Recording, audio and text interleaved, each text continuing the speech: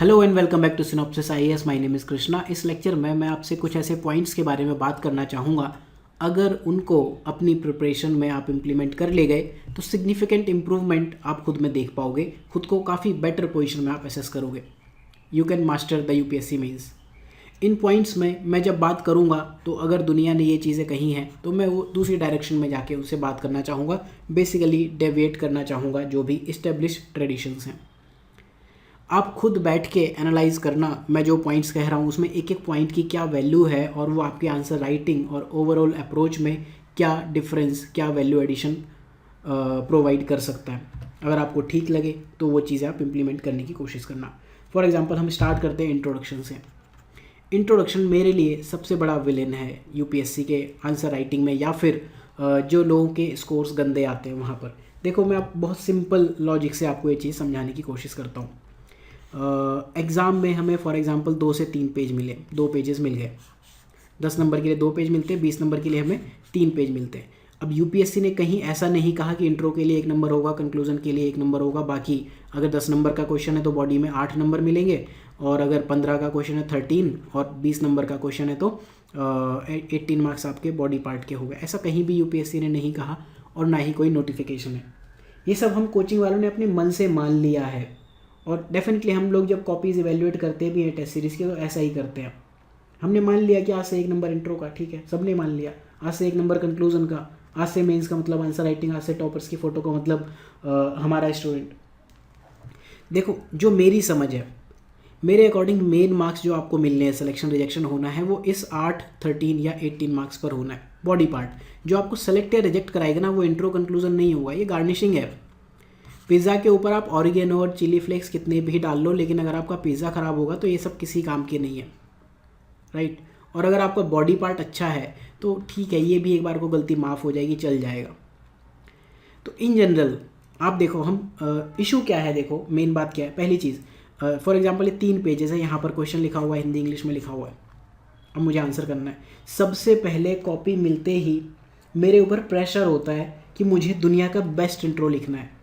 मुझे अपने कॉम्पिटिटर्स भी माइंड में आते हैं कि वो बंदे क्या लिख रहे होंगे। मैं इस चक्कर में कई बार 4-5 लाइन से लेके हाफ पेज से लेके 3/4 पेज का इंट्रो लिख जाता हूँ। और ये सिर्फ मेरी कहानी नहीं है, हम सबकी कहानी है। और कई बार इसमें हम ऐसे पॉइंट्स लिख देते हैं, चाहे वो क्वेश्चन से रिलेटेड हो या ना हो। फॉर एग्जाम्पल क्वेश्चन पूछा कि highlight the central Asian features in Gandhara art. अब आप लिखे जा रहे हो कि गांधारा है, मथुरा है, वेसरा है, आपने मैप बना दिया, आपने फ्लो चार्ट बना दिए, पाई चार्ट, डायग्राम, जो आपको आता था आपने सब बना दिया, आपने इंट्रो से 1 पेज भर दिया। अब इंट्रो आपका चला जा रहा है, आपके ऊपर प्रेशर है। इस चक्कर में एक तो आपने क्वेश्चन पर ध्यान नहीं दिया, क्वेश्चन मिस हो गया, आपने बहुत बड़ा इंट्रो लिख दिया। तो अब क्या होगा, आपकी बॉडी में जो बेस्ट पार्ट होगा वो इंट्रो होगा। अगर हम अपने परसेप्शन के अकॉर्डिंग जाएँ तो ऐसा ही होगा, हमने दुनिया का सबसे अच्छा इंट्रो लिखा। अब बॉडी पार्ट, कई बार तो हम बॉडी मिस कर चुके हो, या फिर हमारा बेस्ट से वर्स्ट की तरफ जाएगा। और कंक्लूजन पार्ट है, ये हमारा या तो वर्स्ट होगा या मिसिंग होगा। ये हमारे आंसर का एक जनरल स्ट्रक्चर होता है। आई थिंक अगर आपने एक भी आंसर लिखा है आप इस चीज़ से एग्री ज़रूर करोगे। हम क्या करते हैं, दुनिया का सबसे अच्छा इंट्रो, बॉडी पार्ट, ये बेस्ट से वर्स्ट की तरफ जाता है। पहले 2-4 पॉइंट बेस्ट हमने लिख दिए, बाद में बस पेजेस भरने या पॉइंटर्स गिनाने के लिए हमने लिख दिए, एंड फिर टाइम मिला ही नहीं कंक्लूजन का, अगले क्वेश्चन के इंट्रो का प्रेशर आ रहा है। अब मैं आपको एक चीज़ बताता हूँ, आप क्या करो, यहाँ पर 3-4 लाइन का स्पेस छोड़ दो कि मैं इंट्रो यहाँ बाद में लिखूँगा, सीधे क्वेश्चन को एड्रेस करना शुरू करो। क्वेश्चन का जो पहला पॉइंट पूछा है सेक्शन ए, उसको एड्रेस करो। फॉर एग्जांपल इन्होंने पूछा कि भक्ति लिटरेचर का नेचर क्या है, तो यहाँ पर आप हेडिंग डालो नेचर ऑफ भक्ति लिटरेचर, उसके पॉइंट नंबर 1, 2, 3, 4, 5, 6, 7 जो भी लिखने लिख दो। देन सेकंड पॉइंट एड्रेस करो कि it's contribution on Indian culture, वो आप लिखो, कंट्रीब्यूशन प्लस माइनस जो भी आपको लिखना है यहाँ लिखो, फिर आप कंक्लूजन लिखो। एंड में अब आपके पास जो भी उस क्वेश्चन के लिए अलॉटेड टाइम था वो आप इंट्रो के लिए दो। अब क्या होगा, आपका इंट्रो आपका वर्स्ट हो जाएगा, या हो सकता है मिसिंग भी हो, दोनों चीज़ें हो सकती हैं, ऐसा ज़रूरी नहीं, ठीक है, कि इंट्रो आप लिख ही पाओ, पहली चीज़। दूसरा, बॉडी पार्ट आपका बेस्ट से वर्स्ट की तरफ नहीं जाएगा, बेस्ट से एवरेज तक रहेगा या बेटर देन एवरेज रहेगा। और कंक्लूजन पार्ट जो होगा आपका, वो आप डेफिनेटली वर्स्ट या मिसिंग तो नहीं होगा, एवरेज होगा, बिलो एवरेज होगा। अब इसके देखो 2-3 फ़ायदे हैं। एक तो आपके ऊपर प्रेशर नहीं है बेस्ट इंट्रो लिखने का। आपने ऑब्जर्व किया होगा कि हमारे पास फॉर एग्जांपल 5 मिनट भी बचे हुए हैं, हमें पेपर देना है और 5 मिनट बचे हुए हैं हमारे पास और 2 क्वेश्चन हमें करने हैं, फिर भी सारा ध्यान हमारा इंट्रो लिखने पर होता है। अगर आपने मेंस लिखा या कोई भी टेस्ट सीरीज लिखी है या 15-20 क्वेश्चन आपने कभी भी लिखे हैं तो ये आपको डेफिनेटली पता होगा, चाहे हम क्वेश्चन का बॉडी पार्ट एड्रेस ना कर पाएँ लेकिन हमारा पूरा ध्यान कहाँ, इंट्रो पर। तो पहली चीज़ है जो एक मेंटल प्रेशर है वो रिलीज़ होगा। दूसरा, मार्क्स तो आपको इसी पे मिलने हैं ना, अगर इंट्रो कंक्लूजन पे मिलते भी हो 1 नंबर आपका कट जाएगा, आधा नंबर मिलेगा, आधे का मतलब 1/4 मिल जाएगा। बट ये जो 8, 13 और 18 मार्क्स है जिन पर आपका सिलेक्शन रिजेक्शन डिपेंड है, ये तो आपको मिलेंगे। तो ये आपका फ़र्क आएगा। तो फ़र्क क्या पड़ेगा, बेस्ट इंट्रो जो आपका था वो वर्स्ट हो चुका होगा, बॉडी पार्ट जो आपका बेस्ट से वर्स्ट की तरफ जा रहा था वो बेस्ट से एवरेज के पास ही जा पाएगा, एंड कंक्लूजन आपका मिस नहीं होगा। अब एक जनरल टेंडेंसी है एग्जामिनर की, अगर आप खुद भी थोड़ा सा दिमाग लगाओ, एग्जामिनर मार्क्स कब देता है, एंड इंट्रो पे तो देता नहीं है, देता होगा तो हाफ दे देगा, 1 दे देगा, ठीक है, अच्छी बात है, आपने जो भी लिखा अच्छा बुरा फाइन, बट मार्क्स आपको बॉडी पार्ट पे देगा। उसने पढ़ा, बॉडी पार्ट पढ़ी और कंक्लूजन पढ़ने के बाद आपको मार्क्स दिया। आपको क्वेश्चन में 4 नंबर मिलेंगे, 6 मिलेंगे, 8 मिलेंगे या 15 मिलेंगे, ये सिर्फ और सिर्फ कंक्लूजन पढ़ने के बाद ही डिसाइड करते हैं एग्जामिनर। ये जनरल माइंडसेट है और हम सबका mind honestly almost similar way में वर्क करता है, तो एग्जामिनर का भी ऐसा ही होगा। तो आपको इस चीज़ से क्या क्या बेनिफिट्स होने वाले हैं, पहला बेनिफिट तो यही है कि आपका एक प्रेशर रिलीज हो रहा है। दूसरा, आप अननेसेसरी लॉन्ग इंट्रो नहीं लिखोगे, आपको 3 लाइन में लिखना है, दैट्स इट। हो सकता है अगर ये पूछा इन्होंने कि गांधारा आर्ट में जो ग्रीको बैक्ट्रियन एलिमेंट हैं या फिर सेंट्रल एशियन एलिमेंट्स हैं उनको हाईलाइट करो, हो सकता है आप सिर्फ 1 लाइन का इंट्रो लिख दो कि इसमें बहुत सारे फीचर्स हैं जिसमें सेंट्रल एशियन प्रमुख है, मेन है, बहुत एवरेज सा इंट्रो लिखा, लेकिन आपका क्या है, क्वेश्चन से अलाइंड है। इश्यूज़ क्या है, जब हम इंट्रो लिखते जाते हैं कई बार आप पढ़ो उस इंट्रो का, क्वेश्चन से कोई लेना देना ही नहीं है। गांधारा आर्ट के फीचर्स पे पूछा है, आपने मैप बना दिया। भक्ति लिटरेचर के कंट्रीब्यूशन पे पूछा, आप मैप बना के बता रहे हो कि यहाँ ये संत थे, यहाँ ये संत थे, तो उसका क्या करें। ठीक है, अगर आपका आंसर अच्छा है, गार्निशिंग है अगेन वो। तो पहली चीज़ ये है, इंट्रो आपको ध्यान रखना है, उस पर कंट्रोल करना है। अगर आप मेरी इस बात से एग्री करते हो तो मैं आपसे पहला कमेंट चाहूँगा इस पॉइंट के ऊपर कि इसका कितना इम्पैक्ट पड़ने वाला है। डिसएग्री भी करते हो तो भी आप बता सकते हो, कोई इशू नहीं है। अब आते हैं दूसरे पॉइंट के ऊपर कि do not miss hit the question, और ये कहीं ना कहीं इंट्रो से भी रिलेटेड है। अगर आप इस चीज़ को कंट्रोल कर लो तो ये चीज़ भी काफ़ी हद तक कंट्रोल हो सकती है। इसको हम कुछ क्वेश्चंस की हेल्प से देखते हैं जो यूपीएससी ने पूछे हैं रिसेंटली, एक इस साल का एग्जाम्पल और एक जब मैंने कभी एग्जाम लिखा था उस साल का एग्जाम्पल। 2021 का GS1 का पहला क्वेश्चन था, evaluate the nature of bhakti literature and its contribution to Indian culture. पिछले कुछ दिनों में मैंने बहुत से ऐसे लोगों से बात की जिन्होंने इंटरव्यूज़ दिए, फाइनल लिस्ट में नहीं हुए, जिन्होंने मेंस दिया या जिन्होंने सिर्फ प्रैक्टिस करने के लिए आंसर लिख दिया। मैक्सिमम लोगों ने जो इसका आंसर दिया है उन्होंने कहा है नेचर ऑफ भक्ति मूवमेंट एंड उसका कंट्रीब्यूशन इंडियन कल्चर दे दिया। आपको डिफरेंस समझ आया? क्वेश्चन पूछा था उन्होंने भक्ति लिटरेचर के ऊपर और उसका कंट्रीब्यूशन इंडियन कल्चर पे पूछा है, आपने क्या लिख दिया, भक्ति मूवमेंट का। हो सकता है पॉइंट सिमिलर हो लेकिन क्वेश्चन की टोन डिफरेंट होगी। एक और क्वेश्चन की बात करता हूँ, एक ये 2017 का क्वेश्चन है। उस साल मेरे ज्योग्राफी ऑप्शनल में 300+ मार्क्स थे और शायद ही मेरे से बेटर पेपर 1 एटलीस्ट किसी का तैयार हो ज्योग्राफी में। तो ज्योग्राफी ऑप्शनल में एक टॉपिक होता है इंडस्ट्रियल लोकेशन थ्योरी, जीएस में भी है, तो मेरे से बेटर तो किसी का तैयार है नहीं। क्वेश्चन देखा जीएस में, petroleum refineries are not necessarily located near to oil producing areas, mainly developing countries में। यहाँ दिखा कि ये इंडस्ट्रियल लोकेशन थ्योरी से रिलेटेड क्वेश्चन है। मैंने उस साल इसका शायद बेस्ट आंसर लिखा होगा पूरे सारे एस्पिरेंट्स में, राइट।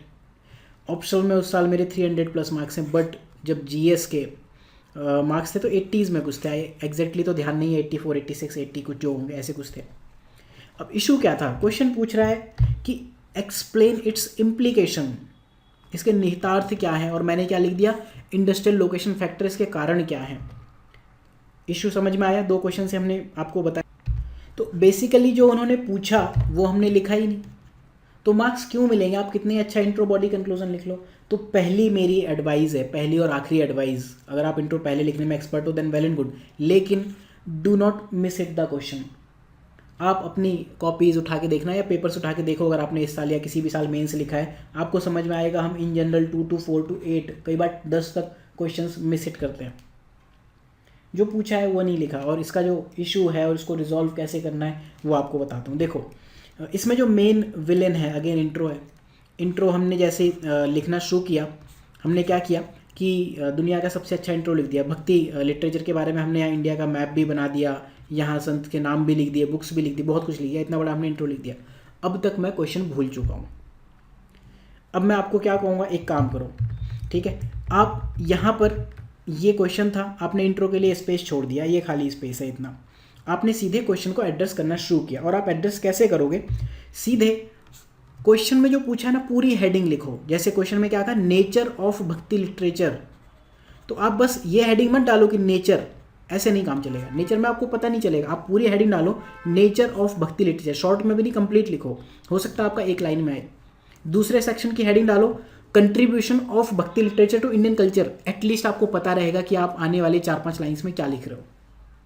पहला पॉइंट। अब आपके ऊपर प्रेशर नहीं था, आपके पास पूरा टाइम था, इंट्रो में आपने टाइम वेस्ट नहीं किया था, आप पॉइंट लिखने शुरू कर चुके हो, ठीक है। अब आप क्या करोगे, एक पॉइंट लिखो, क्वेश्चन को पढ़ो, दूसरा पॉइंट लिखो, क्वेश्चन फिर से पढ़ो, तीसरा पॉइंट लिखो, क्वेश्चन फिर से पढ़ो। इन जनरल हम एक क्वेश्चन में 10 से 15 से 20 पॉइंट्स तक लिखते हैं। इन जनरल ऐसे होता है, 5-6 हम प्लस लिख देते हैं, 5-6 एक हम नेगेटिव साइड में लिख देते हैं, 5-6 वे फॉरवर्ड या ऐसे कुछ। इन जनरल हम इतने ही पॉइंट्स लेते हैं अगर हमें क्वेश्चन अच्छे से आता है तो। अगर आप ये कर गए, हर पॉइंट को पढ़ने के बाद क्वेश्चन को आपने पढ़ लिया, तो हो सकता है कि आप 3-4 पॉइंट तक मिस हो रहे हो, आपने ये पॉइंट मिस कर दिया, ये पॉइंट मिस कर दिया, ये पॉइंट, लेकिन नेक्स्ट पॉइंट से, इस पॉइंट से आप अपने आंसर को अपने क्वेश्चन के अकॉर्डिंग अलाइन कर ले जाओगे। और अगर आप थोड़ा बड़ा बड़ा लिखते हो, थोड़ा स्पेसिंग के साथ लिखते हो ना, तो यहाँ पर भी आप इम्प्रूव कर सकते हो। एक पॉइंट ही तो कट करना है कि जहाँ आपने भक्ति मूवमेंट लिखा था, उस मूवमेंट को कट करके आप लिटरेचर लिख दो, राइट। तो छोटी सी गलती माफ़ हो जाती है। इसमें क्या होगा, जो आपने पूरा क्वेश्चन भक्ति मूवमेंट के इर्द गिर्द लिख दिया था, वो आप फाइनली भक्ति लिटरेचर के आसपास ले आओगे। अब यहाँ पर एक इशू है, जैसे जब हम बेसिकली इस तरह के स्टैटिक क्वेश्चन देखते हैं, जैसे ये हमने भक्ति लिटरेचर का देख लिया, हमारे ऊपर मेंटल प्रेशर आता है कि हमें कवियों के या राइटर्स के, पोएट के, इनके नाम तो याद ही नहीं है, या किसने क्या लिखा वो नहीं पता। तो आपको एक चीज़ समझनी पड़ेगी, वो पूछा भी नहीं है। अगर आप ये लिख देते हो कि सूरदास ने इस बुक में ये लिखा, उसका कंट्रीब्यूशन ये, तो आपको नंबर वैसे ही नहीं मिलेंगे। एक जनरल आंसर देना है। देखो क्वेश्चन में आपको 2 नंबर मिलेंगे, 4 मिलेंगे, 6, 8 मिलेंगे, कितने मिलेंगे ये बाद की बात है। पहली चीज़ तो ये है कि ग्रेटर देन 0 आपको या ग्रेटर देन 1 आपको सिर्फ और सिर्फ तब मिलेगा अगर आपने क्वेश्चन को एड्रेस किया।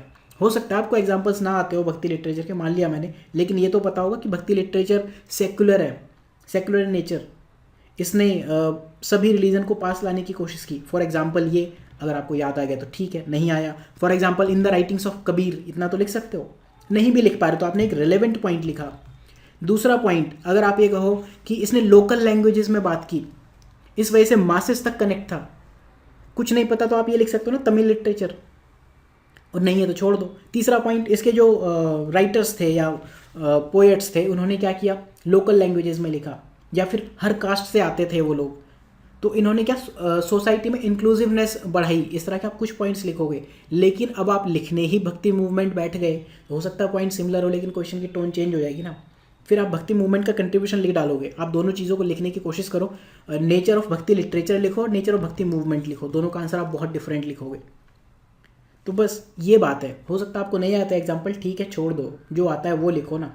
बस ये मेन कहानी है, do not miss it the question.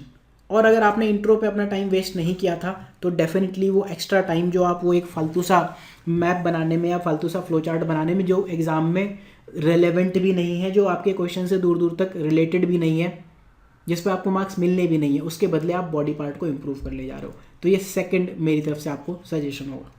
तीसरी चीज़, एक बात और है, अगर आपको क्वेश्चन नहीं आता ना, तो फिर मत लिखो। मैंने एक वीडियो में बताया था पहले, सिनॉप्सिस की ये प्लेलिस्ट है गाइडेंस सीरीज, इसमें देखना स्कैम ऑफ आंसर राइटिंग, इसमें आपको मेरी मार्कशीट भी दिखेंगी। तो इस वीडियो में मैंने आपको बताया था कैसे मैंने एक क्वेश्चन को एड्रेस किया था, बास्केट ऑफ एग टोपोग्राफी। नहीं आता है, ज्योग्राफी ऑप्शन में पूछा ये क्वेश्चन, बहुत ही स्पेसिफिक मीनिंग है इसकी। हमने क्या किया, हमें ये पता था सेटलमेंट में लोग पहाड़ों पे ऊपर रह जाते हैं सिक्योरिटी रीज़न से, तो हमने वहाँ इमेजिन किया कि नॉर्थ ईस्ट में लोगों को सिक्योरिटी रीज़न की वजह से ऐसा होता होगा कि ये लोग ऊपर जाके रहते हैं पहाड़ों पे और ये यहाँ रहते हैं, ये यहाँ रहते हैं। तो हमने प्रॉपर एक इमेज बनाई कि देखो ये अंडे जैसा तो दिख रहा है, यहाँ सेटलमेंट है, प्रॉपर यहाँ एक्यूरेट बना के कंपेयर किया। और बास्केट ऑफ एग टोपोग्राफी क्या होती है, ड्रमलिन। इस पर क्या मिल जाएगा आपको, क्या ज़रूरत क्या है 20 क्वेश्चन अटैम्प्ट करने की? 170 प्लस मार्क्स है मेरे उसके अगले अटैम्प्ट में, और 230 मार्क्स का क्वेश्चन अटैम्प्ट ही किए, 20 नंबर छोड़ दिए, कोई फ़र्क नहीं पड़ता जो आपको नहीं आता। और इस वाहियात हरकत पे आपको क्या मिल जाएगा? या भक्ति लिटरेचर पूछा आपने, भक्ति मूवमेंट लिख दिया, या फिर पेट्रोलियम रिफाइनरी के इम्प्लीकेशन पूछे आपने, कॉजेज लिख दिए, सॉरी इंडस्ट्रियल लोकेशन फैक्टर लिख दिए, क्या मिल जाएगा? उससे कुछ नहीं मिलेगा। तो क्वेश्चन आपको मिस हिट नहीं करना है, चाहे आप पूरे 20 क्वेश्चन लिख पाओ या ना लिख पाओ। ये तो बहुत बाद की बात है कि आपको 20 क्वेश्चन कैसे आते हैं। आप 18 क्वेश्चन लिखो, 16 क्वेश्चन लिखो, लेकिन अच्छे लिखो, राइट। ये हो गया एक पॉइंट, आई होप आप समझे होंगे। अगर ये पॉइंट आपको समझ में आया देन एक कमेंट करके ये भी बताओ कि दूसरा पॉइंट आपको समझ में आया कि नहीं, या फिर ये कितना इंपॉर्टेंट है। तीसरे पॉइंट की बात करते हैं, रेगुलर ब्रेनस्टॉर्मिंग। एग्ज़ाम में या फिर जब भी आपने एसेस की प्रैक्टिस की होगी तो आपको एक चीज़ बताई होगी कि पेपर के लास्ट पेज पर आप थोड़ा सा रफ स्ट्रक्चरिंग करोगे, आप रफ लिख के पॉइंट्स लिख के काट देते हो। पहले मैं इंट्रो में ये लिखूंगा पॉइंट, आप सोचते हो यहाँ ये लिखूंगा, यहाँ ये लिखूंगा, इस तरह का आप एक रफ पेज बनाते हो। ये काम आप एग्ज़ाम में भी करते हो। 2 एसेज लिखने हैं, 3 घंटे, उसमें से हम अराउंड 15 से 20 मिनट या 30 मिनट इनफैक्ट एक एसे के लिए सिर्फ सोचने पर लगाते हैं टाइम। ये अच्छी प्रैक्टिस है। हमने क्या किया, 2 एसे के लिए एग्ज़ाम में 1 घंटा सोचने के लिए दे दिया, या आधे घंटे से ज़्यादा दे दिया।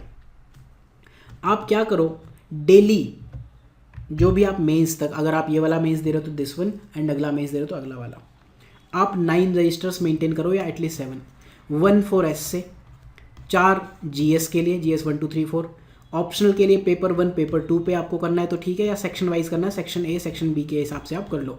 तो 7 या 9 रजिस्टर आप मेंटेन करो, प्लस आप ब्रेनस्टॉर्मिंग करोगे, आंसर राइटिंग नहीं कर रहे होगे आप। प्रीवियस ईयर लेके बैठो और सिलेबस लेके बैठो। प्रीवियस ईयर आपको कहाँ से मिलेंगे मैं बता, सिनॉप्सिस आईएएस के फ्री रिसोर्सेज पेज में जाना है, यहाँ जीएस के प्रीवियस ईयर पढ़े हैं, ऑप्शनल में पढ़े हुए हैं काफ़ी सारे, ज्योग्राफी है, सोशियो है, पीएसआईआर है, 2021 तक का अपडेटेड है, इसमें आप लिंक पे क्लिक कर लेना, ये सब मैं लिंक चेंज कर दूंगा। जियोलॉजी है, पबएड है, हिस्ट्री का भी ऑलमोस्ट प्रिपेयर्ड है। तो यहाँ से आप क्वेश्चन उठा लेना, आप क्वेश्चन वहाँ से उठाओ। अब आप क्या करोगे, आप एक पेज पर, फॉर एग्जांपल आपका जो कॉपी है, रजिस्टर है, ऐसे है ना, front end back A4 register ले लो आप, ठीक है।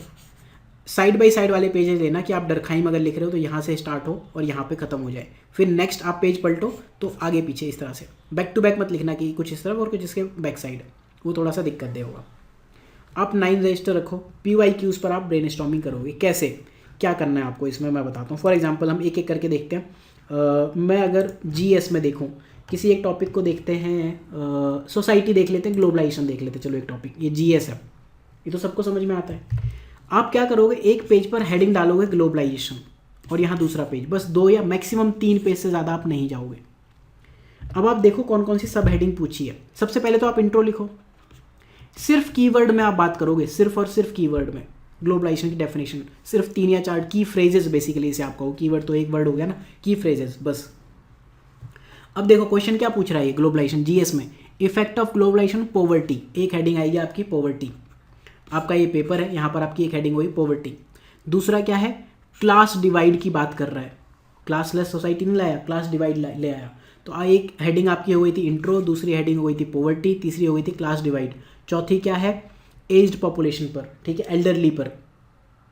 नेक्स्ट क्या है, वुमेन पर, पॉजिटिव एंड नेगेटिव इम्पैक्ट क्या है, आपकी इतनी हेडिंग्स हो गई। देन आपकी नेक्स्ट क्या है, कल्चरल डाइवर्सिटी को कैसे इम्पैक्ट किया है, कल्चरल डिवाइड कैसे लाता है, ये सारी चीज़ें। नेक्स्ट क्वेश्चन क्या पूछा है, ग्लोबलाइजेशन कल्चरल होमोजेनाइजेशन लाता है, लगभग प्रीवियस जैसा क्वेश्चन पूछा है। Cultural diversity, cultural divide, cultural specification, homogenization, इन्हीं में आप लिखोगे। देन क्या है, local identity, global identity, identity जो भी है आप उसके बारे में लिखो, किस तरह से आपकी आइडेंटिटी लॉस करा रहा है। देन डाइवर्सिटी एंड प्लूरलिज्म, इसके बारे में बात की है, जो प्लूरलिटी है कल्चर की उसके बारे में पूछा है, ये कैसे है। देन एक क्वेश्चन पूछ लिया, क्रिप्टो करेंसी किस तरह से global society, basically crypto currency क्या है, ग्लोबलाइजेशन का इम्पैक्ट है, GS 1 में पूछा था ये क्वेश्चन, तो इसको GS 3 के हिसाब से आपको एड्रेस नहीं करना है, इस वे में आप करोगे। तो आपको क्या करना है, आप यहाँ पर हेडिंग लिखोगे, एक हेडिंग आप डालोगे, यहाँ पर लिखोगे इंट्रो, दूसरी हेडिंग आप लिखोगे, मैं यहाँ लिख के बताया, तो दूसरी हेडिंग में आप पॉवर्टी लिखोगे, तीसरी में एल्डरली लिखोगे, चौथी में वुमेन के ऊपर लिखोगे, पांचवी में आप आइडेंटिटी क्राइसिस के बारे में लिखोगे, नेक्स्ट में आप प्लूरलिज्म के बारे में लिखोगे, देन आप कल्चरल डाइवर्सिटी के बारे में लिखोगे। इस तरह के आप 7-8 पॉइंट लिखोगे। थोड़ा थोड़ा गैप दे देना ताकि पॉवर्टी के बारे में 1 2 3 4 5 ऐसे पॉइंट लिख सको, एल्डरली के बारे में 1 2 3 4 5 पॉइंट लिख सको। आपके पेज में यहाँ एक हेडिंग पड़ी होगी, यहाँ दूसरी, यहाँ तीसरी, यहाँ चौथी, यहाँ पांचवी, ज़रूरत पड़े तो बीच से ऐसे डिवाइड कर लेना। इस वे में आप हर एक टॉपिक को टैकल कर सकते हो। आप सिर्फ ब्रेनस्टॉर्मिंग करोगे, सिर्फ कीवर्ड लिखोगे और एग्जाम वाले दिन इस चीज़ को आप एग्जाम हॉल में लेके जाओगे। दूसरा, सोशियो ऑप्शनल में देख लेते हैं, कोई टॉपिक डरखाइम ले लेते हैं। डरखाइम के रिलीजन टॉपिक से अगर आप देखो, एक तो कलेक्टिव रिप्रेजेंटेशन पे वो बात करते हैं। दूसरा, पहले कैसा था, एनिमिज्म का कॉन्सेप्ट क्या था, टेलर का कॉन्सेप्ट क्या था, या मैजिक वाली थ्योरी क्या थी, अब डरखाइम ने क्या कह दिया। ठीक है, एक हो गया। देन अगली चीज़ क्या है, functional analysis of religion Durkheim. ठीक है, फंक्शनल एनालिसिस आप हेडिंग डाल दोगे। देन इसका मॉडर्न सोसाइटीज़ पर इसका क्या एप्लीकेशन है, इसकी बात करोगे। Then critical review of Durkheim theory, आज कंटेम्प्रेरी सिनेरियो एशिया में, आज की बात करोगे आप। देन अगली हेडिंग आप यहाँ पर इनकी बुक से करोगे, मॉडर्न सोसाइटी में कैसे एक्सप्लेन करता है, टोटेमिज्म की ये बात करते हैं, टोटेम कैसे होगा। देन इस तरह से आप सारी हेडिंग सब हेडिंग उठा लो। मॉडर्न सोसाइटी में भी वही रिलीजन का एसेंस है जो प्रिमिटिव में था। देन इनके 4-5 क्वेश्चन और देखो, सेक्रेड एंड प्रोफेन पे पूछा है, बिलीफ्स एंड रिचुअल्स पे पूछा है। इस तरह से आप 7-8 हेडिंग डाल के काम करोगे। ऑप्शनल के लिए आपको कहाँ से उठाना है, एक वीडियो जो मैंने रिकॉर्ड किया था उसमें मैंने बात की थी इन सब चीज़ों की। तो जब भी आप ऑप्शनल के लिए लिखोगे, ट्रेडिशनली हम ये लिखते हैं, वीडियो पूरा देख लेना, 2 वीडियो थे, एक 300 और एक 320 के लिए। इंट्रोडक्शन, बैकग्राउंड, ओरिजिन, थ्योरी और थ्योरी के अंदर जो पॉइंट हैं, अगर आपको फिगर वगैरह डालने हैं यहीं पर, क्रिटिसिज्म या मेरिट डिमेरिट जो भी हैं ये आप लिखोगे। Then applicability, then evaluation, then conclusion. Geography option में इस साल 6 से 8 क्वेश्चन आप दिखोगे कि एप्लीकेबिलिटी पार्ट पर आए। सोशियो ऑप्शन में भी इसी चीज़ पे पूछा है। और इस तरह से आपको ये हेडिंग सब हेडिंग लेनी है। एक ये वीडियो था हाउ टू स्कोर 300+ एंड एक ये वीडियो था हाउ टू स्कोर 320+। ये 2 वीडियोस देख लेना, बहुत ज़्यादा काम आएंगे। और एक यहाँ पर मैंने नीचे बात की है हाउ टू इम्प्रूव राइटिंग और स्कैम ऑफ आंसर राइटिंग, ये 4-5 चीज़ें, और हाउ टू रीड 600 पेजेस, ये आप ज़रूर देखना। राइट, तो अगर आपको सेक्रेड, प्रोफेन या डरखाइम की बात करनी है तो आप इस तरह से करोगे। एंथ्रो ऑप्शनल में कोई टॉपिक देख लेते हैं, ये भी आपको मिल जाएगा कुछ दिनों में, PDF आप डाउनलोड कर लेना फ्री रिसोर्सेज में। फॉर एग्जांपल पेपर 1 में यूनिट 1.2 जो है रिलेशन विद अदर डिसिप्लिन, इसमें आप क्वेश्चंस देखो। सोशल साइंस से ये सिलेबस में क्या लिखा, social science, behavioural science, life science, medical science, earth and humanities. Social science से जनरल क्वेश्चंस इन्होंने पूछे हैं, तो पहले हम जनरल क्वेश्चंस लिखेंगे। ये देखो question, anthropology and social science, general, anthro social science, anthro other science, anthro social science. ठीक है, और यहाँ पर इन्होंने एक इन जनरल पूरा क्वेश्चन पूछ लिया 2021 में, वही रिपीटेड है। तो सब ऑप्शन में क्वेश्चन रिपीट होते हैं। आपने एक तो सोशल साइंस डाला, फिर सोशल साइंस में सोशियो से एक बार उन्होंने कंपैरिजन पूछ लिया, स्पेसिफिकली 2-3 बार हिस्ट्री से पूछा है, 3 बार हिस्ट्री से पूछा, 1 बार इकोनॉमी से पूछा। ठीक है, तो आपकी इतनी हेडिंग आएगी कि जनरली सोशल साइंस से एंथ्रो कैसे रिलेटेड है, फिर आप history, then socio, then economy, then behavioural science के आप देखो साइकोलॉजिकल एंथ्रोपोलॉजी की बात कर रहा है या फिर एक्शन एंथ्रो की बात कर रहा है। देन यहाँ पर लाइफ साइंस, मेडिकल साइंस में किस तरह के क्वेश्चन है, अर्थ साइंस से कोई क्वेश्चन नहीं, देन ह्यूमैनिटीज़ से क्या क्वेश्चन है, इस तरह का। सेम वे में अगर आप किसी और ऑप्शनल में जाना चाहो तो ज्योग्राफी ऑप्शनल में अगर आप जाते हो, फॉर एग्जांपल एयर मासेस में जाते हो, तो आपकी हेडिंग सब हेडिंग क्या बनेगी, शॉर्ट नोट एयर मास। अभी अगर मैं आपको क्वेश्चन कहूँ short note on air mass, आप सिंपल सा आंसर लिख दोगे। अभी मैं बताता हूँ आंसर शॉर्ट नोट में क्या लिखोगे आप। डेफिनेशन लिखोगे, क्लासिफिकेशन ऑफ एयर मास लिखोगे, फीचर्स लिखोगे, associated weather condition of each class. 4 main condition है, बुक में लिखी हुई है सारी। ओरिजिन की बात करोगे, मूवमेंट की बात करोगे, कैरेक्टरिस्टिक इन्फ्लुएंसिंग वर्ल्ड क्लाइमेट, ये हो गया। ये तो आई थिंक यही वाला पॉइंट हो गया, यही पूछा है। डिफाइन ये हो गया, ओरिजिनेट ये हो गया। ठीक है, विद टाइम ये क्वेश्चन रिपीट होने लगेंगे ना। क्लासिफिकेशन ऊपर भी पूछा था। इस तरह से आप 7-8 हेडिंग डालोगे। Then concept of air mass, उनका क्लासिफिकेशन, CP का क्या रोल है। देन इस तरह से आप देखो एयर मास और ओशन करंट कैसे रिलेटेड है और इसमें मॉडिफिकेशन कैसे हो रहा है, प्राइमरी और सेकेंडरी फैक्टर्स की बात कर रहे हैं। इस वे में आप अपना आंसर्स लिख सकते हैं। तो जैसे मैंने आपको GS के लिए बताया वैसे ही ऑप्शनल। फॉर एग्जांपल डरखाइम है तो आपके जो 2 पेजेस हैं उसमें आपके पॉइंट्स क्या होंगे, डरखाइम का इंट्रोडक्शन, इंट्रो में आप क्या लिखोगे, elementary forms of religious life. Then एक हेडिंग डालोगे टोटेम, टोटेमिज्म पे आप बात करोगे क्या क्या पॉइंट है। एक हेडिंग डालोगे सेक्रेड एंड प्रोफेन, उस पर लिखोगे। एक हेडिंग डालोगे कलेक्टिव रिप्रेजेंटेशन, ये 4 पॉइंट लिख दूंगा मैं। उनके रिलीजन का आज के टाइम में कंटेम्प्रेरी रिलेवेंस क्या है, आज के टाइम में क्या है, जितने भी फेस्टिवल है जो कुछ है आप देखो डरखाइम की थ्योरी से रिलेटेड है। इंडिया में दीपावली मन रही है, दशहरा मन रहा है, ये सब टोटेम से आप उनको रिलेट कर सकते हो अगर आप रिलेट करना चाहो तो। ये सारी चीज़ें आप क्या करके जाओगे, पहले ही ये काम करोगे। और ये काम जो आप ऐसे में एग्ज़ाम वाले दिन करते हो, ये चीज़ आप पहले ही करके जाओ घर बैठ के। अगर आप ये वाला मेंस दे रहे हो तो अगले अराउंड 70-75 डेज उससे अगला मेंस दे रहे हो 2023 या 24, लगातार करो, 40 साल के क्वेश्चंस ब्रेनस्टॉर्मिंग करो। अगर आप नहीं भी कर पा रहे हो एटलीस्ट PYQ पढ़ो, जो हमने दे दिए फ्री हैं सारा, ऐसा कुछ नहीं कि मैं आपको कोई कोर्स ज्वाइन करने को बोल रहा हूँ। इससे क्या होगा, एग्ज़ाम वाले दिन आप अपने सिर्फ यही 9 रजिस्टर्स रिवाइज कर रहे होगे, आपके इन रजिस्टर में मैक्सिमम इन्फॉर्मेशन होगी। फिर आप एक चीज़ और करोगे, फॉर एग्जांपल आप डरखाइम की थ्योरी लिख ली, अब आप सपोज अपने सोशियो के चैप्टर 10 पर हो, सोशल चेंज पर। अब वहाँ आपने पढ़ा था इवोल्यूशन पढ़ते हुए आपको समझ में आया कि जो लीनियर थ्योरीज ऑफ इवोल्यूशन है वो कहीं ना कहीं डरखाइम की थ्योरी से हम रिलेट कर सकते हैं। तो गो बैक, डरखाइम वाला पेज खोलो, वहाँ पर वो पॉइंट लिख दो कि यहाँ ऐसे रिलेटेड है। पेपर 1 का ये टॉपिक मैं पेपर 2 से रिलेट कर सकता हूँ, पीछे जाओ वापस लिख दो। तो इस तरह से आप बार बार उस चीज़ को अपडेट करोगे। करंट अफेयर्स में आपको पढ़ते हुए कोई पॉइंट दिखा, ऑप्शनल में लिख दो। जीएस में लिख दो, जीएस का कोई पॉइंट ऑप्शनल में दिखा, वहाँ लिख दो। ऑप्शनल की कोई चीज़ जीएस में आप लिख सकते हो, डू दैट। ये इकलौती एक्सरसाइज आपको कहाँ से कहाँ पहुँचा देगी, आपको समझ आएगा। अगर समझ आता है तो फिर से कमेंट करो, मैं इतने कमेंट करने को कहता नहीं हूँ। तीनों पॉइंट आप इसमें से एक पॉइंट भी इम्प्लीमेंट कर दो तो इनमें अकेले 100 नंबर तक का आपका चेंज लाने का पोटेंशियल है। अब हम बात करते हैं एसेज की। देखो पहले क्या है कि एक स्टैटिक और एक फिलोसफिकल एसे आपको दिखता था इन जनरल। 2022 में थोड़ा स्पेशल कर दिया कि दोनों ही फिलोसफिकल एसेज पूछ लिया। अब इनको आप मास्टर कैसे करोगे, क्या करोगे?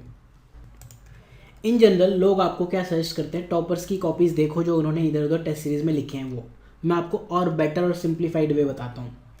देखो पर्सनली ये मेरा प्रॉब्लम था कि मुझे दूसरों की राइटिंग समझ नहीं आती, दूसरों की तो खुद की नहीं समझ में आती। मैंने जो वीडियो बनाया हुआ है जिसमें बात की है ना कि राइटिंग कैसे इंप्रूव करें, वो मेरे खुद के प्रॉब्लम्स के सॉल्यूशन थे, आप देखो उनको।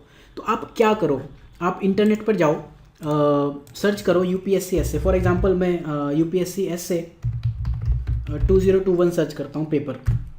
यहाँ पर मुझे फॉर एग्जांपल ये इनसाइट्स को ही खोल लेते हैं, ठीक है। ये वाला जो टॉपिक है इसको मैं कॉपी करूँगा और इसको मैं गूगल में सर्च करूँगा, ठीक है। ये सर्च करते हुए मैं लिखूँगा इसके आगे यूपीएससी एसए, सर्च कर दिया। यहाँ पर आप देखो 3-4 आर्टिकल ओपन करो जो भी आपको टॉप दिखे, जिन्होंने अच्छा एसईओ वगैरह किया हो, डिजिटल मार्केटिंग बेटर की हो। 3-4 आर्टिकल देखो। एक वेबसाइट है यहाँ medium.com, ये अगर आपको मिल जाती है तो ये देख लो, राइट। अब इनको पढ़ो आप। यहाँ पर आपको कई बार तो एस्पिरेंट्स मिलेंगे जिन्होंने ये सब आंसर्स लिखे हों और आपको इतना अच्छा कंटेंट मिलेगा इस पर। ये इन जनरल क्या होता है, इसमें से कई बार लोग एस्पिरेंट होते हैं, उन्होंने कहा होता है कि मैंने देखो एग्जाम में लिखा था, कुछ तो लिखा था, याद नहीं आ रहा लेकिन ऐसा लिखा था। तो लोग इंप्रूव करके आराम से टाइम दे के एसेज लिखते हैं। तो एक टॉपिक पर आप 4-5 लोगों के एसेज पढ़ो और यहाँ एटलीस्ट आपको राइटिंग समझने का इशू नहीं आएगा। आपने यूपीएससी का ओरिजिनल एसे भी पढ़ा है, कोई फालतू किसी भी कोचिंग का टेस्ट सीरीज़ का, चाहे वो सिनॉप्सिस ही क्यों ना हो। यार हमें नए क्वेश्चन फ्रेम करने कहाँ से करें? तो आप यहाँ पर देखो, इन्होंने जैसे ये मैडम है, इन्होंने ये लिखा हुआ है यूपीएससी प्रिपरेशन के ऊपर, राइट। तो इन्होंने जो ऐसे लिखा है आप एक बार पढ़ लो। देन दूसरी वेबसाइट पर जाओ, इसमें जो ऐसे लिखा हुआ है ये पढ़ो क्या लिखा हुआ है, आपको समझ आएगा। तीसरा जो ऐसे है, इन्होंने क्या लिखा हुआ है कि ये इन्होंने जैसे कहानी से शुरू किया है, ठीक है। पसंद आए तो कर लो, नहीं पसंद आए तो मत करो। हेडिंग की बात की है इन्होंने, हेडिंग सब हेडिंग में बात की है। देन नेक्स्ट जो medium.com है, ये बेटर है, दुनिया की one of the best content creation website है विकीपीडिया के बाद। अगर आपको कोई भी चीज़ ना मिले और आपको उस पर अच्छा कंटेंट चाहिए जिसमें लोग कंट्रीब्यूट करते हैं तो medium.com पे जाया करो। ये वेबसाइट पर पढ़ो, आपको बेटर मिलेगा। देखो इस पर आप देखो बेटर है, स्ट्रक्चरिंग वाइज बेटर है, सब कुछ बेटर है। तो इससे क्या होगा कि आपको जो फिलोसफिकल एसेज है ना, उसका धीरे धीरे डर खत्म होना शुरू हो जाएगा। आप ज़्यादा नहीं तो 2015 से या 2013 से जो भी एसेज पूछे हुए हैं, हर साल 8 ऐसे पूछ रहा है और 13 से 21 तक आप देखोगे अप्रोक्सीमेटली 50 एसेज हैं। अगर आपने 50 एसेज पर 4-4 लोगों के जो व्यूज़ थे वो पढ़ लिए तो आप ऐसे में इतने धाकड़ हो जाओगे कि फिर कहना ही क्या। और यहाँ आपको ना ये प्रॉब्लम आएगी कि मुझे राइटिंग समझनी है, ना ही आपको ढूंढने पड़ेंगे कि इस बंदे ने सेम टॉपिक पे लिखा है कि नहीं। आपको तुरंत मिल रहा है, गूगल सर्च करके दे रहा है। और इसमें आपको जो बेटर लाइंस लिखे उनको आप लिखते जाओ। जो आपने ऐसे ये 9 रजिस्टर बनाए थे, इसमें ऐसे का रजिस्टर, टॉपिक लिखो, अगेन वही करोगे आप। आपने टॉपिक लिखा यही वाला, यही टॉपिक लिखोगे जो इन्होंने पूछा, इसी ऐसे की प्रैक्टिस करो। ऐसे क्या था, the process of self discovery, ये टेक्नोलॉजी से आ रहा है, टेक्नोलॉजिकली आउटसोर्स। आप ये हेडिंग डालो, उसके बाद ये पॉइंट लिखने शुरू करो। आपने ऐसे लगभग 30-40 एसेज पर ब्रेनस्टॉर्मिंग करके जानी है। फिलोसफिकल एसेज का डर दूर हो जाएगा, स्टैटिक एसेज आएंगे तो वो रिपीट हो जाएंगे, फिलोसफिकल में आप आराम से हैंडल कर लोगे। जब आप कुछ ऐसे 10-12 एसेस पढ़ लोगे फिलोसफिकल, आपको समझ डेवलप होने लगेगी, ये बात है। फिर ऐसे की स्ट्रक्चरिंग पे बात करते हैं।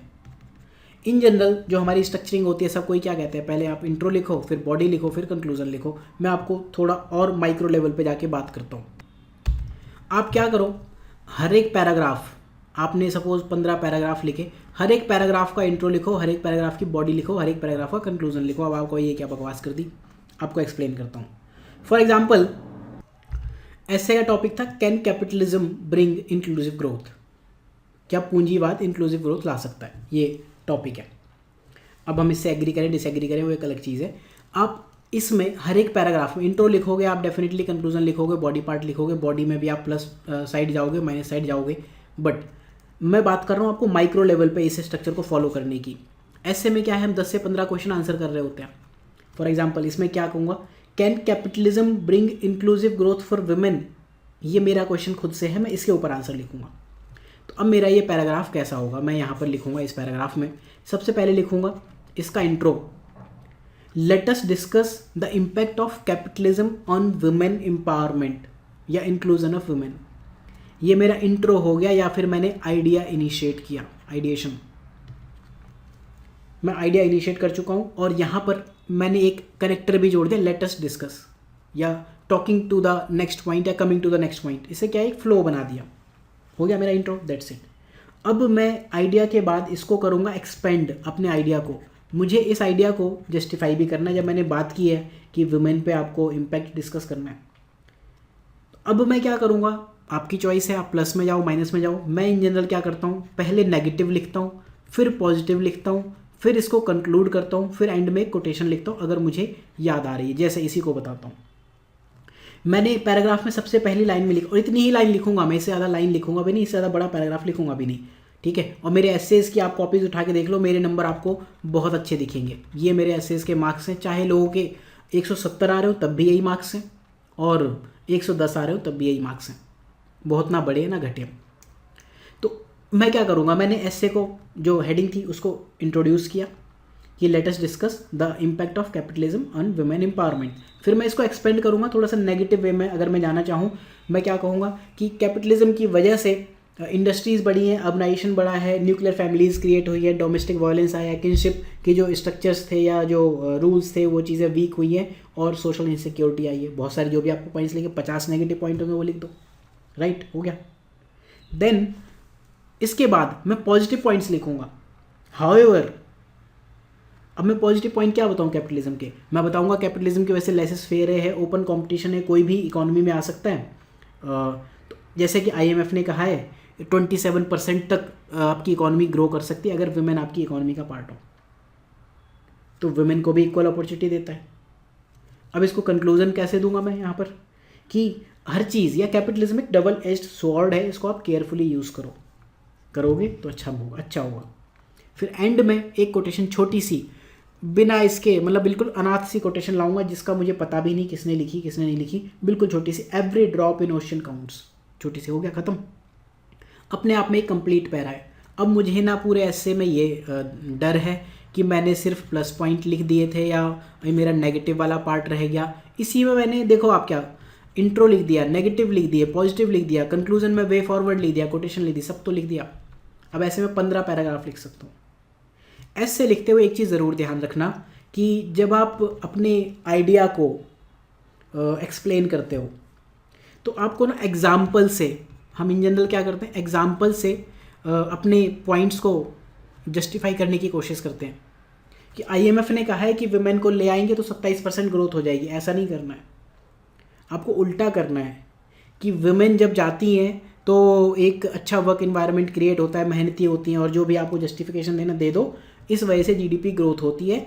फॉर एग्जांपल IMF ने भी ऐसा कहा है। उल्टा करो, आपको पॉइंट से, थ्योरी से एग्जाम्पल पर जाना है, ना कि एग्जाम्पल से थ्योरी पर। ये गलती बहुत लोग करते हैं, बहुत ज़्यादा करते हैं, ये चीज़ आपको ध्यान रखनी है।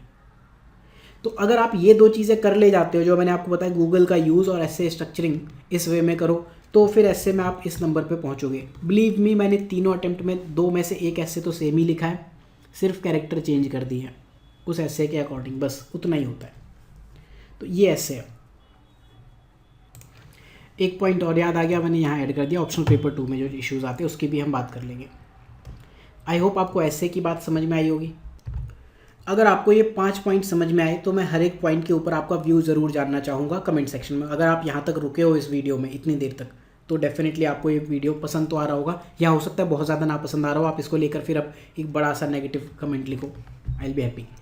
तो अब हम बात करते हैं सेकंड विलेन के ऊपर। पहला विलेन था हमारा इंट्रो, सेकंड विलेन है डायग्राम टेबल फ्लो चार्ट। अब देखो, अच्छी बात है अगर आप डायग्राम बनाते हो डेफिनेटली, लेकिन ये चीज़ ध्यान रखना कि पहले क्वेश्चन को तो एड्रेस करो फिर डायग्राम पे आना। ज्योग्राफी ऑप्शनल पेपर्स में देखोगे 2 साल मेरे 150 के ऊपर मार्क्स हैं, almost I think all India highest ही होंगे। पेपर 1 में मेरे 6 से 7 डायग्राम्स थे, पेपर 2 में हर क्वेश्चन में ऑन एन एवरेज 2 से 3 डायग्राम थे, मिनिमम एक तो था ही। यहाँ पर आप देखोगे 120 में मार्क्स हैं, 114 ये स्कोर है, इंप्रूव ही नहीं हो रहा है, वहाँ डिक्रीज ही नहीं हो रहा है। तो ये सब जो डायग्राम और ये टेबल फ्लो चार्ट, ये चोचलेबाजी क्या है, ये आप ऐसे करके ये लिख देते हो, यहाँ पर आपने लिख दिया, क्या है ये? कोई सेंस है इस चीज़ का? जस्ट आपने टाइम पास करने के लिए कि आपको किसी ने कहा है कि अच्छा डायग्राम बनाना है, बना दिया। आपसे कहा भक्ति लिटरेचर, आपने वहाँ मैप बना दिया इंडिया का कि कबीर यहाँ थे, चिंतामणि यहाँ थे, ये यहाँ थे, अलवर नैनार यहाँ थे, ठीक है, किसने पूछा आपको करने को? अगर ये चीज़ नेचुरली आती है तो करो, अदरवाइज एग्ज़ाम में या फिर आप ज़बरदस्ती करने बैठोगे तो नेगेटिव जाएगी। इसका भी उतना ही ज़्यादा प्रेशर हो जाता है कई बार जितना इंट्रो का। देखो पूरे क्वेश्चन आप मिस हिट कर दिया इंट्रो में टाइम वेस्ट करके, और आप बॉडी में आपका पूरा ध्यान है कि अरे बगल वाले ने तो बहुत अच्छा डायग्राम बना दिया होगा और मैं तो बना ही रहा हूँ, तो भैया मैं तो बिल्कुल परेशान होकर घूमूँ। जिन्हें बहुत घमंड होता है अपने डायग्राम पर, मुझे बहुत था, क्या बनाते हैं डायग्राम में? इस तरह की चीज़ें बनाते हैं। कोई ट्रायंगल बना लेता है, कोई चौकोर बनाता है, कोई पेंटागन बनाता है, कोई प्रोज के लिए कॉन्स के लिए ऐसा बनाता है। क्या कर लोगे और डायग्राम में? टेबल बनाओगे तो आप ऐसा करोगे, कोई इस तरह से लिख के ये पॉइंट लेती है। कितना अच्छा लगता है, बकवास वाहियात लगता है। और उसमें आप क्या कर रहे हो? मेन क्वेश्चन को अगेन एड्रेस नहीं कर रहे हो। क्वेश्चन नहीं पूछा था उन चीज़ों के ऊपर जो आप करके चले आ रहे हो, ये ध्यान रखना है इन चीज़ों को। तो डायग्राम टेबल फ्लो चार्ट वाली बात से अगर आप एग्री करते हो तो ठीक है, नहीं एग्री करते हो तो फिर अगेन गालियाँ वेलकम है कमेंट सेक्शन में। तो ये सेकंड विलेन है। आपको ये चीज़ अगर आती हो नेचुरली तो करो, नहीं आती तो मत करो। ये उतनी ही इंपॉर्टेंट है जितना इंपॉर्टेंट मैंने बताया सारे 20 क्वेश्चन अटेम्प्ट करना। आप 230 मार्क्स का अटेम्प्ट करके 150 से ऊपर मार्क्स ला सकते हो, ये मेरी खुद की कहानी है। और 250 का अटेम्प्ट करके आप 80s में रह जाओगे। जो पूछा है वो तो लिखो, आप फिर करो ना ये कि 20 क्वेश्चन आते हैं तो ठीक है या डायग्राम है तो ठीक है। अब अगेन जिस चीज़ का मैं कभी फेवर नहीं करता, लेकिन उस चीज़ की भी इंपॉर्टेंस है आंसर राइटिंग और टेस्ट सीरीज़ की, हाउ मच, कितना करें और क्यों करें। देखो मेरी नज़र में इस चीज़ की सिर्फ एक वैल्यू है। एग्ज़ाम में ना आपको 9 पेपर लिखने हैं, और जब आप GS1 एक दिन आप ऐसे लिख चुके होते, फिर GS1 मॉर्निंग में, GS2 इवनिंग में, फिर GS3 मॉर्निंग में, फिर GS4 इवनिंग में। इस पेपर में ना आपके पास एक इंसेंटिव होता है कि कब एग्ज़ाम ख़त्म हो मैं पेन फेंकूँ। देन जब आप लैंग्वेज पेपर 1 इंग्लिश लिखते हो या लैंग्वेज पेपर 2 जो भी आपकी रीजनल हिंदी है या तमिल, तेलुगु, कन्नड़ा, बंगाली, मलयालम जो भी है वो लिखते हो, एंड नेक्स्ट डे जब आप ऑप्शनल 1 एंड ऑप्शनल 2 लिखते हो, यहाँ भी एक इंसेंटिव होता है कि पेपर ख़त्म हो कॉपी फेंकें। क्यों? हमने आंसर राइटिंग की नहीं होती, प्रैक्टिस नहीं की होती। हमारे गुरु जी थे, उनको हम बहुत ज़्यादा नफरत करते थे 10th क्लास में। मास्टर साहब कहते थे, हिंदी मीडियम से पढ़ते थे हम लोग, अब तो है ठीक है, तो उनको हम बहुत ज़्यादा नफरत करते थे। लेकिन उन्होंने ज़िंदगी में एक चीज़ बताई थी, बहुत पीटते थे, हाथों पे वो जो लकड़ी का स्केल होता है ना वो मारा करते थे। क्यों? क्योंकि हम लोग लिखते नहीं थे। तो उन्होंने क्या कहा था कि जो आंसर्स है ना, अगर मैं आपको रात में 10 बजे उठा के या 12 बजे उठा के भी पूछ लूँ, 10 बजे तो जल्दी बोल दिया, तो उस टाइम भी आपको रटे होने चाहिए और आपकी फिंगर्स को याद होना चाहिए। जो आंसर है आपकी उंगलियों को रट जाना चाहिए, तब आप सेलेक्ट हो रहे हो। इतना लिखो। और लिखने के लिए जो मैंने बताया, प्रीवियस ईयर से बेटर कुछ नहीं हो सकता। टेस्ट सीरीज लिखनी, टेस्ट सीरीज लिखो, सिर्फ इस वजह से लिखो, मार्क्स दे ना दे ठीक है। राइटिंग अच्छी राइटिंग में लिखो। अच्छी राइटिंग के लिए क्या करोगे आप? बड़ा बड़ा लिखो थोड़ा सा, ऐसे मत लिखो एज इट इज़, ये मत लिखो, दूर लिखो एज इट इज़। थोड़ा बड़ा लिखोगे जगह ज़्यादा होगी, बेटर है। कहीं आपको कुछ इंप्रूव करना होगा, एज यहाँ बीच में कुछ डालना है वो डाल दोगे, 2 लाइन के बीच में थोड़ा स्पेस रखो। बाकी मैंने पॉइंट बताया था कि राइटिंग कैसे इंप्रूव करनी है। तो आंसर राइटिंग और टेस्ट सीरीज़ की ये वैल्यू है। इंपॉर्टेंट टॉपिक्स डेफिनेटली आपको पता चलते हैं। देन 9th पॉइंट की बात करते हैं। अगर आप आंसर राइटिंग स्टार्ट कर रहे हो, बिगिनर हो या आपने अब तक नहीं किया, तो कैसे करोगे? सबसे पहले स्टैटिक क्वेश्चन लिखो, देख के लिखो, ओपन बुक एग्जाम लिखो। ओपन बुक खोल के लिखो। उसके बाद करंट अफेयर्स के क्वेश्चंस लिखो, उसके बाद अप्लाइड। सीधे मत अप्लाइड क्वेश्चन लिखने बैठ जाओ, सीधे मत टेस्ट सीरीज लिखने बैठ जाओ। क्या फ़ायदा? अगर आप सिनॉप्सिस की टेस्ट सीरीज ज्वाइन करते हो मैं आपको 20 नंबर दे दूंगा पूरे 250 में से, फिर गाली दोगे कि ये तो नंबरिंग नहीं देते हैं। दूसरी कोचिंग में भी ऐसा ही होता है, आप पहले दूसरे टेस्ट लिखो 20 30 40 नंबर मिलते हैं। सबसे पहले मैं कह रहा हूँ, अगर क्वेश्चन में पूछा है कि वो कौन सी कंडीशन है जब ज्वाइंट सिटिंग बुला सकते हैं और वो कौन सी कंडीशन जब नहीं बुला सकते, ये बता दो। भाई साहब लक्ष्मीकांत बुक खोल के भी अगर आप ये क्वेश्चन लिखने बैठोगे ना तो भी आपकी वॉट लग जाएगी। लिखो, अगर आप वो लिखना सीख जाते हो तब करंट अफेयर्स पे आओ। जब हम छोटे बच्चों को साइकिल चलाना सिखाते तो उनको तिपहिया साइकिल सिखाते ना, यहाँ एक पहिया यहाँ एक लगा के, तब वो सीखते हैं। जब कोच आपको क्रिकेट खिलाना सिखाता है तो बैट आपको पकड़ के दिखाता है कि बेटा ऐसे पकड़ो, तब खिलाता है। पहले आपको स्लो बॉल खिलाई जाती है, बाद में बाउंसर। तो पहले ओपन बुक लिखो, देख के लिखो, आप वो भी नहीं कर पाओगे। जब आपको लगे कि आप ये करने लगे फिर करंट अफेयर्स के क्वेश्चन आंसर करने की कोशिश करो, ये तो आसान होता है करंट अफेयर्स। इन जनरल सारी मैगजीन्स ने स्ट्रक्चर अच्छा फॉलो किया है, बेटर है। उसके बाद अप्लाइड क्वेश्चन पे जाओ। तो जो असिस्टेड प्रिपरेशन है वो करो। किसने कहा कि बिना देखे लिखो, 7 मिनट में लिखो? ब्रेनस्टॉर्मिंग करो, आप एक क्वेश्चन को दो, एक टॉपिक को 10 से 15 मिनट दो। 40 साल का कर ले जाओ तो 40 साल, नहीं तो 10 साल तो कर ही लो। क्वेश्चन रिपीट हो रहे हैं कितनी बार, तो मैं चीख चीख के कह चुका हूँ। देन लास्ट चीज़ जो मैंने अभी इस वीडियो के बीच में ही ऐड की, जो सडनली याद आ गई, ऑप्शनल पेपर 2 में एक्चुअली अभी एक बंदे का मैसेज आ गया कि सर पेपर 2 में हम ये करंट अफेयर्स कैसे इंक्लूड करें और केस स्टडीज़ कैसे इंक्लूड करें। देखो मेरे खुद के एक्सपीरियंसेस है जो ह्यूमैनिटीज़ वाले ऑप्शनल हैं, स्पेशली ज्योग्राफी हो गया, सोशियो हो गया, एंथ्रो हो गया, जहाँ पेपर 2 जनरलिस्टिक है। हिस्ट्री में तो चलो वर्ल्ड हिस्ट्री है पेपर 2 में, PSIR में भी इंटरनेशनल रिलेशन है, वहाँ भी आपको GS जैसा मिलेगा। तो वहाँ पर ना आपका मेन चैलेंज ये है कि आप ऑप्शनल कैसे लिखते हो। करंट अफेयर्स तो आप लिख ही रहे हो, केस स्टडीज़ लिख रहे हो, इंटरनेशनल रिलेशन में आपको कहूँगा पूरा IR लिख दोगे। PSIR में अगर आप थ्योरीज ऑफ डिटरेंस लिख देते हो न्यूक्लियर में, तब जाके मानोगे कि आप करंट अफेयर्स नहीं लिख रहे हो, ऑप्शनल का पेपर लिख रहे हो। ये चीज़ें करनी है। अगर आप ट्रांसपोर्ट का क्वेश्चन लिख रहे हो तो उसको आप कैसे रीजनल डेवलपमेंट से लिंक करते हो ज्योग्राफी ऑप्शनल में, तब आप कहोगे कि ये कुछ है। ट्राइबल एडमिनिस्ट्रेशन की आप बात कर रहे हो और उसमें आपने GS लिख दिया, क्या फ़ायदा? पेपर 1 से लिंक करो एंथ्रो ऑप्शनल में। इस वे में आपको काम करना है। सोशल ऑप्शनल में भी आप यही करोगे। अगर आप एजुकेशन सोशल चेंज की बात कर रहे हो, पेपर 1 में भी टॉपिक है, 2 में भी है, पेपर 2 में आप क्या जनरल लिख दोगे? तो आपके ऊपर मेन चैलेंज क्या है कि उसमें आप ऑप्शनल कैसे शो करते हो। करंट अफेयर्स और केस स्टडी तो आ जाएंगे। इसका एक सिंपल सा सॉल्यूशन है। जैसे मैं आपको सोशियो ऑप्शनल से बताऊं, कई बार क्वेश्चन पूछता है ना कि right with sociological perspective, right with geographical perspective, geological perspective, इस तरह का होता है। ठीक, तो मैं क्या कहूँगा, UPSC के सिलेबस पर जाओ। सोशियोलॉजिकल पर्सपेक्टिव क्या है? स्ट्रेटिफिकेशन, मोबिलिटी, ये आपके सोशियोलॉजिकल पर्सपेक्टिव हैं। ये टॉपिक लिखे ना, ओपन एंड क्लोज सिस्टम, ये आपका सोशियोलॉजिकल पर्सपेक्टिव है। Economic life, labour, formal and informal organisation होगा कि नहीं होगा वर्क का, पावर इलीट्स पैदा होंगे, ब्यूरोक्रेसी पे क्या फ़र्क पड़ेगा, ये आपके सोशियो है। ठीक है, रिसर्च, वेरिएबल, सैम्पलिंग एनालिसिस, ये सब आप कैसे कर सकते हो, ये सारे हैं। ठीक, देन इसका रिलीजन पे या एनिमिज्म या किन चीज़ों पे कैसे फ़र्क पड़ेगा, वो सोशियोलॉजिकल पर्सपेक्टिव। आप सिलेबस तो देखो, right. Theories of social change पे जाओ। जो भी सिलेबस में कीवर्ड लिखे हैं ना, क्लास स्ट्रक्चर हो गया, किनशिप, कुछ नहीं तो सब्जेक्ट की हेडिंग तो आपको याद रहेंगी। सब्जेक्ट की हेडिंग क्या है सोशियो में?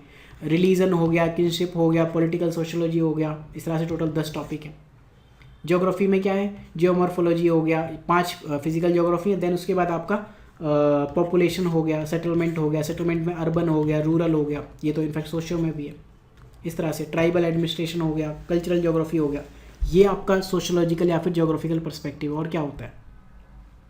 अभी मैं पूछूं कि लॉकडाउन की वजह से लेबर माइग्रेशन हो रहा है, इसको आप सोशियोलॉजिकल पर्सपेक्टिव में आंसर दो या ज्योग्राफिकल पर्सपेक्टिव में आंसर दो, क्या दे दोगे?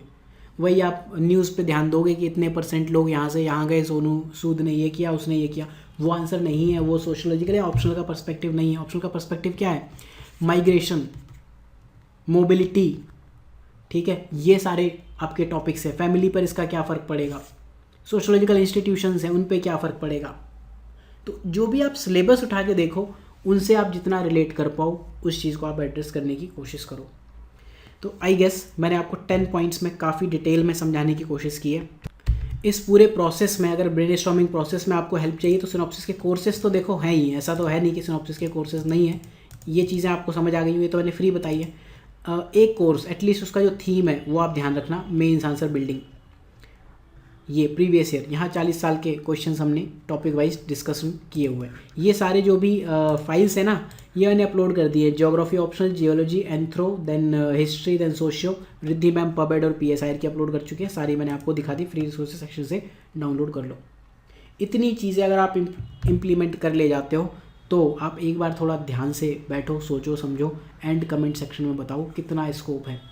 अगर आप 30-40 नंबर से इंटरव्यू में मिस कर रहे हो फाइनल रैंक में तो आपका वो कवर हो जाएगा, प्लस 30-40 पहुंच जाओगे। अगर आप 100 नंबर से मेंस मिस कर रहे हो तो आप मेंस क्वालिफाई कर लोगे। अगर आप रेंज में ही नहीं हो, आप प्री निकाल के बैठे हो, बस आपको नहीं पता मेंस में क्या करना है, तो आप एटलीस्ट कंपटीशन में आ जाओगे। बस ये है कहानी पूरे मेंस की। और बिलीव मी, एक मेरी ये 45 मिनट्स या 46 मिनट की जो बकवास है ये आपको किसी भी दूसरे कोर्स से, पेड या फ्री, किसी भी चीज़ से ज़्यादा बेनिफिशियल होंगे। तो आप इसको फॉलो करो एंड सिनॉप्सिस IAS आपको फॉलो करना है, ज़रूर फॉलो करो। जो मैंने गाइडेंस सीरीज़ में वीडियोस दिए हैं इनको आप देखो and do watch these videos कि ये ऑप्शनल में और GS में क्वेश्चंस कैसे रिपीट हो रहे हैं। मिलते हैं अगले लेक्चर में, तब तक ध्यान रखिए, पढ़ते रहिए। जो भी प्लस माइनस है कमेंट सेक्शन में मैं आपका वेट करूँगा।